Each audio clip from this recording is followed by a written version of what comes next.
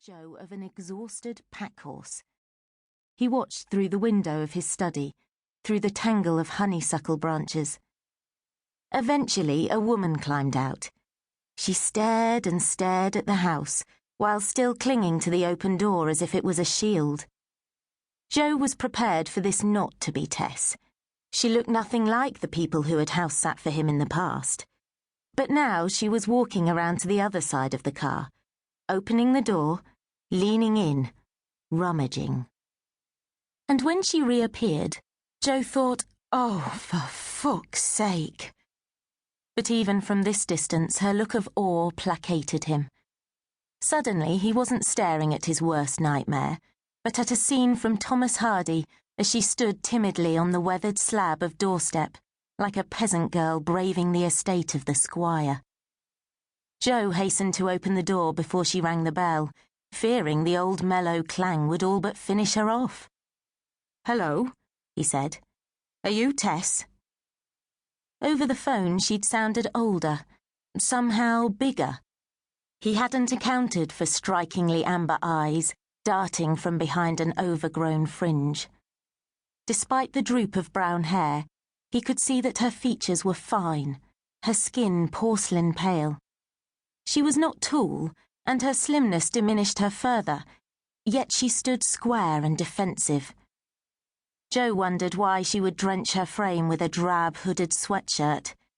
He saw that her jeans were scruffy and her trainers scuffed.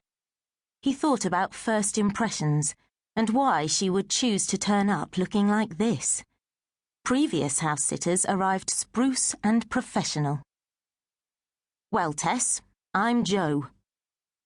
From his brusque manner on the phone, she had him down as a suit-and-tie dour businessman, much older, sterner. She hadn't considered his wardrobe to contain jeans and a well-worn grey woolen turtleneck, nor that he'd answer the door shoeless. Least of all did she expect a handsome face, even if it did need a shave. Good hair, she noted, for someone in his, say, late 40s? Thick, short, salt and pepper. Dark eyes. "You never said anything about a child," he said. He watched her freeze, shift the infant higher on her hip, suck in her bottom lip and knit her brow. Oh, Christ, she's not going to cry, is she?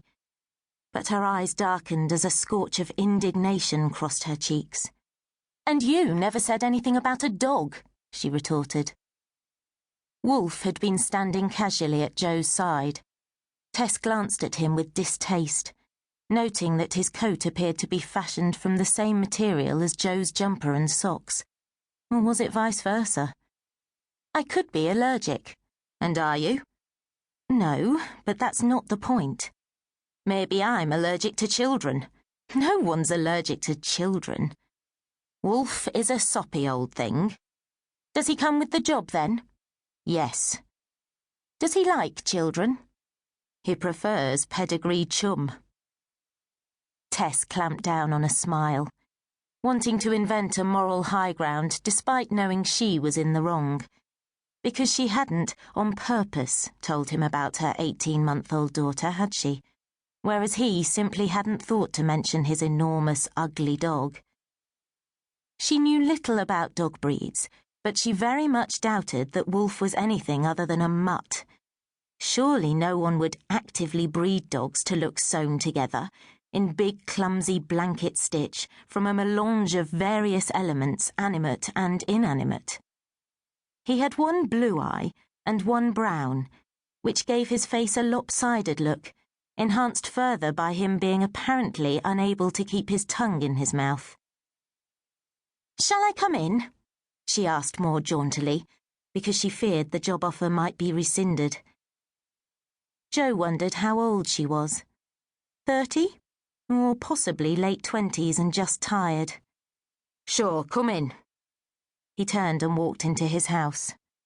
"Nice doggy," he could hear her saying in a voice that was for the baby's benefit and not Wolf's. "Nice doggy." He heard the infant attempt to emulate her mother's words. It was a very odd sound to hear in the house. Joe had been the last baby here, and that was 40